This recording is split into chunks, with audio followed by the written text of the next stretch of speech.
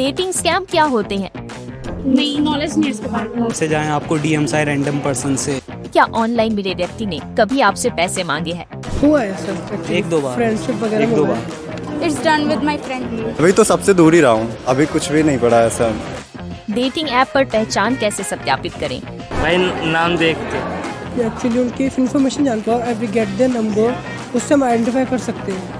Consider करूंगा LinkedIn आज के टाइम पे, जहाँ पे आपको पता चलता है कि किसी का बैकग्राउंड क्या है। ऑनलाइन व्यक्ति पहले ही दिन प्यार का इजहार करे तो? ब्लॉक। Totally unrelated.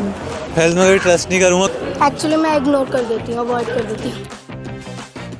साइबर धोखाधड़ी का शिकार होने पर क्या करें? अपने आप को इमेजिन नहीं करा ऐसी सिचुएशन में, अगर हो ऐसा तो क्या करें। अगर किसी के साथ फ्रॉड होता है तो 1930 पे कंप्लेंट करनी चाहिए। 1930।